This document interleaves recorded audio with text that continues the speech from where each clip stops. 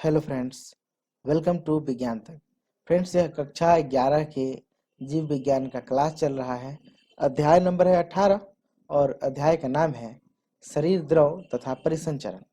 Friends, मैंने इस chapter का 4 वीडियो पहले ही बना दिया है। यह 5वां वीडियो है। अगर आपने वो सभी वीडियो नहीं देखे हैं तो ऊपर आपको आई बटन पे उसका लिंक मिल जाएगा, वहां से जाकर के आप उन्हें देख सकते हैं ताकि आपकी तैयारी बेहतर हो सके। इस वीडियो में हम लोग जानने वाले हैं हृदय चक्र के बारे में। यहाँ जो हृदय चक्र लिखा है वास्तव में इसका मतलब है हृदय चक्र। तो चलिए शुरू करते हैं। हृदय काम कैसे करता है, आओ हम जानें। प्रारंभ में हृदय के चारों कक्ष शिथिल अवस्था में है, अर्थात हृदय अनुशिथिलन अवस्था में है। इस समय त्रिवलन या द्विवलन कपाट खुले रहते हैं।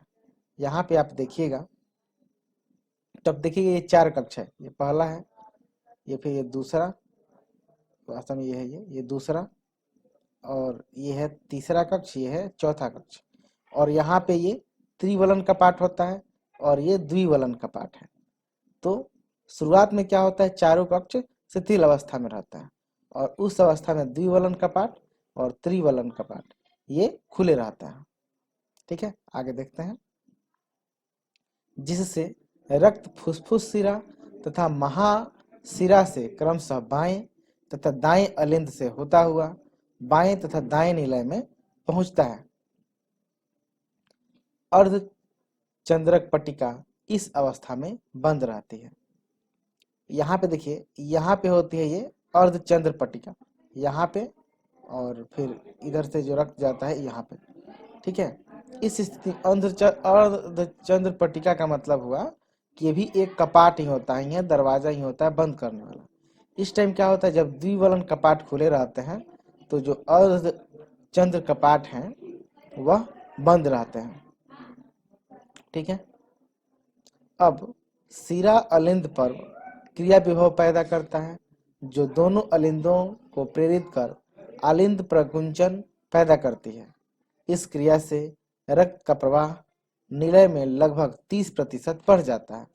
तो जब अलिंद प्रकुंचन होता है, अलिंद जब प्रकुंचन होता है इसमें अलिंद में, तब क्या होता है कि इसमें और तेजी से रक्त आने लगता है। कितना तेज, तो 30% तेजी से रक्त अलिंद से निलय में जाने लगता है। निलय में क्रिया विभव का संचालन अलिंद निलय पर्व तथा अलिंद निलय बंडल द्वारा होता है। अलिंद निलय बंडल आपको यहाँ पे फिगर में दिखाई दे रहा होगा। ठीक है, यहाँ पे होता है अलिंद निलय गांठ लिखा है, वही अलिंद निलय बंडल है यहाँ पे। ठीक है, आगे देखते हैं। जहां से हिज के बंडल इसे निलय पेशीन्यास तक पहुंचाता है। इसके कारण निलयी पेशियों में संकुचन होता है, अर्थात निलय प्रकुंचन इस समय अलिंद विश्राम अवस्था में चले जाते हैं। तो देखिए क्या होता है, निलय की पेशियों में अब संकुचन होता है, और जब निलय की पेशियों में संकुचन होता है उस समय क्या होता है कि अलिंद विश्राम अवस्था में आ जाता है। इसे अलिंद को अनुशिथिलन कहते हैं, जो अलिंद प्रकुंचन के साथ साथ होता है। ठीक है, तो जब ये निलय प्रकुंचन होता है उसी समय पे ये अलिंद क्या होता है, अनुशिथिलन भी होता है। उसमें निलयी प्रकुंचन निलयी दाब बढ़ाता है, जिसे त्रिवलनी व द्विवलनी कपाट बंद हो जाते हैं। अब जब प्रेशर बनता है तो क्या होता है, द्विवलनी और त्रिवलनी कपाट बंद हो जाता है। देखिए ये त्रिवलनी कपाट है, ये इसमें जब संकुचन होता है, वही जिसे प्रकुंचन कह रहा है, ये जब दबता है तो ये थोड़ा फैल जाता है। ठीक है, ये फैलता है, ये अंदर की ओर जाता है, यानी संकुचित होता है, तो वो क्या होता है, ये दोनों फैल जाते हैं। और इस स्थिति में क्या होता है, ये कपाट बंद हो जाता है, त्रिवलनी कपाट, और ये द्विवलनी कपाट बंद हो जाता है तथा जो अर्धचंद्राकार कपाट है यहाँ पे जो होता है ये खुल जाता है। ठीक है, इनके खुल जाने से क्या होता है, रक्त इस महाधमनी और फुफ्फुस धमनी के माध्यम से आगे बढ़ता है। अतः रक्त विपरीत दिशा अर्थात अलिंद में नहीं आता। जैसे ही निलयी दाब बढ़ता है, अर्धचंद्राकार पट्टिकाएं जो फुफ्फुस धमनी बाईं की ओर तथा महाधमनी महाधमनी बाईं की ओर स्थित होती है, खुलने के लिए मजबूर हो जाती है। तो जब प्रेशर बनता है तो क्या होता है, अर्ध चंद्रक पट्टिकाएं खुल जाती है। इसके रक्त इन धमनियों से भरा हुआ परिसंचरण मार्ग में चला जाता है, निलय अब शिथिल हो जाते हैं तथा इसे निलयी अनुशिथिलन कहते हैं। अब देखिए, प्रकुंचन होने के बाद क्या होता है, ब्लड जब आगे चल जाता है तो क्या होता है, हृदय अनुशिथिलित हो जाता है और उसी को कहते हैं निलयी अनुशिथिलन। इस तरह निलय का दाब कम हो जाता है, जिससे अर्धचंद्र पट्टिकाएं बंद हो जाती है। इससे रक्त का प्रवाह विपरीत निलय में नहीं होता। निलयी दाब कम हो जाता है तो अलिंद के में रक्त का दाब अधिक होने से के कारण त्रिवलनी कपाट और द्विवलनी कपाट खुल जाते हैं। इसको थोड़ा सा पढ़ लेते हैं, फिर मैं आपको अच्छे से फिगर में समझाता हूँ, क्योंकि यहाँ पे यह बहुत कंफ्यूजन क्रिएट कर रहा है। इस शिराओं में आए हुए रक्त का प्रवाह अलिंद से पुनः निलय में शुरू हो जाता है। निलय तथा अलिंद एक बार पुनः शिथिलन अवस्था में चले जाते हैं। शिरा अलिंद पर पुनः क्रिया विभव पैदा करती है तथा उपरोक्त प्रक्रिया के सारी क्रिया को दोहराती है। यह प्रक्रिया लगातार चलती रहती है। अब यहाँ पे आप इस फिगर में अच्छे से समझिए, यहाँ पे आपको अच्छे से समझ में आएगा। पूरा चक्कर मैं बता देता हूँ। देखिए क्या होता है, यहाँ पे 4 कक्ष है, ये समझ लिए 1 2, ये है 3 और ये है 4। ठीक है, ये है महाशिरा। इधर से रक्त आता है, कैसा रक्त आता है, अशुद्ध रक्त आता है, उधर से जाता है और इधर से, ये देखिए जो जा रहा है, यहाँ पे छेद है ना, यहाँ से निकला हुआ। ठीक है, तो यहाँ से रक्त आता है। ये है दाहिना अलिंद, ध्यान दीजिए, और ये है यहाँ पे बायां अलिंद। रक्त शरीर के विभिन्न भागों से यहाँ पे आता है।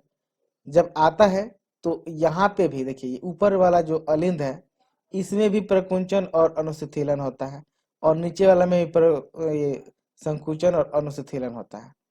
क्या होता है, जब यह प्रकुंचन होता है इसमें तो दबाव बनता है, और दबाव बनता है तो ये जो द्विवलनी त्रिवलनी कपाट है ये खुल जाता है। तो देखिए, एक ही समय ये जब दब रहा होता है यानी प्रकुंचन होता है, ठीक है, जब दब रहा होता है, छोटा हो रहा तो होता है, सिकुड़ने वाला रहता है, उसी समय यह फूलता है, फैलता है। तो उससे क्या होता है, इस पे दबाव बनता है और यह नीचे की ओर खुल जाता है, जिससे रक्त आ जाता है किसमें, निलय में, दाहिने निलय में। उसके बाद उसी टाइम अब ये पचकना शुरू होता है, यानी संकुचित होना शुरू होता है।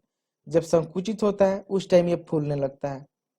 ठीक है, तो अब फूलता है तो अब इसमें देखिए, इस ये सिकुड़ रहा है, नीचे वाला जो नीला है वह सिकुड़ रहा है, सिकुड़ने के कारण दबाव पड़ता है, दबाव पड़ता है तो ये जो द्विबलनी कपाट है ये बंद हो जाता है, और यहाँ पे जो कपाट है फुसफुस धमनी के पास, जिसे अर्धचंद्रक पट्टिका कहते हैं, ये खुल जाता है, जिस कारण ये रक्त चला जाता है इधर फुसफुस धमनी में। ठीक है, फुसफुस धमनी में चले गए, फिर वही क्रिया होती है, फिर एक बार ये फूलता है और ये पचकता है। ये एक बार क्या होता है, ये पचक रहा होता है, उस टाइम ये फूलता है, यानी इस बार बायां निलय फूलता है, और जब बायां अलिंद पिचकता है यानी सिकुड़ता है, तब बायां निलय फैलता है। उस टाइम क्या होता है कि रक्त फुसफुस शिराओं के माध्यम से अंदर घुसता है और ये द्विकपाट खुल जाता है, जिसके कारण रक्त चला आता है बायां निलय में। फिर अब उस कुछ समय बाद ये क्या होता है, संकुचित होने लगता है, और जैसे ये संकुचित होता है उसी समय ये क्या होता है, अनुशिथिलित होता है, यानी फैलने लगता है। तो ये चूंकि सिकुड़ रहा होता है तो इस पे दबाव पड़ता है, और ये जो द्विवलनी कपाट है ये बंद हो जाता है, और रक्त यहाँ से, शुद्ध रक्त यहाँ से इस महाधमनी के माध्यम से चली जाती है, और उसके बाद वो पूरे शरीर में जाती है। यहाँ तक की क्रिया थी जो मैंने आपको बताया। एक हृदय स्पंद के आरंभ में दूसरे स्पंद के आरंभ होने के बीच के घटनाक्रम को हृदय चक्र कहते हैं। मतलब एक चक्कर से लेकर के मतलब एक बार हृदय क्या हुआ, स्पंदन हुआ, एक बार हृदय में ब्लड आया, और फिर वह घूम करके फेफड़े से हुआ होता हुआ एक बार और हृदय में आया और वहां शुद्ध होकर के आगे बढ़ गया, तो उसे एक चक्र कहते हैं। यानी एक हृदय स्पंद के आरंभ से दूसरे स्पंद के आरंभ होने के बीच की घटनाक्रम को हृदय चक्र कहते हैं। इस क्रिया में दोनों अलिंदों तथा दोनों निलयों का प्रकुंचन एवं अनुशीथलन सम्मिलित होता है। यानी इसमें क्या होता है कि दोनों अलिंद और दोनों निलय प्रकुंचन यानी प्रकुंचित होते हैं और अनुशीथिलित भी होते हैं।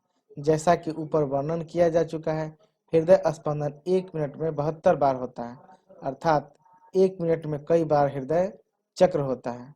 इसे एक चक्र का समय 0.8 सेकंड निकाला जा सकता है। यानी अब मान लीजिए कि 1 मिनट में 72 बार धड़क रहा है, 1 मिनट में 72 बार उसका चक्र पूरा हो रहा है, तो उसको निकालिएगा, 72 में 60 सेकंड से भाग दीजिएगा, तो आपको निकल जाएगा कि कितना हो रहा है, 0.8 सेकंड में एक चक्र पूरा हो जाता है।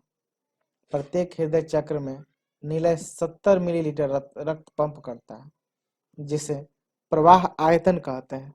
प्रवाह आयतन को हृदय दर से गुना करने पर हृदय निकास कहलाता है। यानी अब क्या करना है, प्रवाह का आयतन कहते हैं, वो तो समझ गए थे। तो प्रवाह के आयतन और हृदय दर की गुणा करने पर आपको हृदय का निकास निकल जाएगा। जैसे 70 ml रक्त कितना बार में पंप करता है, एक चक्र में, और 1 मिनट में कितना करता है, 72 बार। तो 72 में 70 से गुना कर दीजिएगा, तो उसका पूरा आयतन निकल जाएगा कि आपके शरीर में कितना ब्लड प्रवाह हो रहा है। इसलिए हृदय निकास प्रत्येक निलय द्वारा रक्त की मात्रा को प्रति मिनट बाहर निकालने की क्षमता है, जो एक स्वस्थ मात्र में औसतन 5000 मिलीलीटर या 5 लीटर होता है।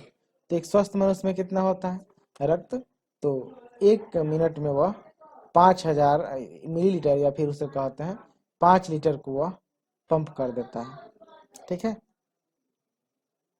हम प्रवाह आयतन तथा हृदय दर को बदलने की क्षमता रखते हैं। इसे हृदय निष्कासन भी बदलता है, इसे हृदय निकास भी बदलता है।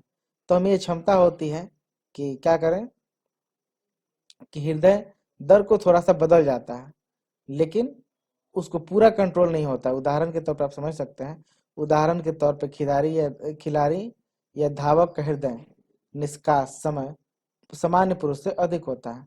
जो खिलाड़ी होते हैं या फिर दौड़ने वाले खिलाड़ी होते हैं, ये जो दौड़ने वाले होते हैं, उनका हृदय निकास ज्यादा होता है, क्योंकि उनका हृदय तेज चलता है। हृदय चक्र के दौरान 2 महत्वपूर्ण ध्वनियां स्टेथोस्कोप द्वारा सुनी जा सकती है। प्रथम ध्वनि लब, त्रिवलनी तथा द्विवलनी कपाट के बंद होने से संबंधित है। लब कब होता है, जब द्विवलनी या फिर त्रिकपाट मतलब त्रिवलनी यानी त्रिकपाट और द्विवलनी यानी द्विकपाट के बंद होने से संबंधित है। लब कब सुनाई देगा, जब त्रिवलनी कपाट या द्विवलनी कपाट बंद होते हैं, जबकि दूसरी डब अर्धचंद्रक पट्टी के बंद होने से संबंधित है। इन दोनों ध्वनियों का चिकित्सा निदान में बहुत महत्व है। यानी जो चिकित्सा निदान होता है, चिकित्सा के जो डॉक्टर होते हैं, वो इन लब डब की ध्वनि से बहुत कुछ या बहुत बीमारियों का अंदाजा लगाते हैं। ठीक है, तो इस वीडियो में इतना ही।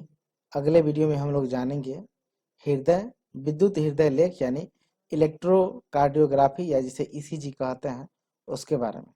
यह वीडियो आपको कैसा लगा है कमेंट करके जरूर बताइएगा। अच्छा लगा है तो लाइक कीजिएगा, अपने फ्रेंड्स के साथ शेयर कीजिएगा। कोई शिकायत या सुझाव हो उसे भी कमेंट बॉक्स में लिख सकते हैं। यह वीडियो देखने के लिए आपका बहुत बहुत धन्यवाद। बाय।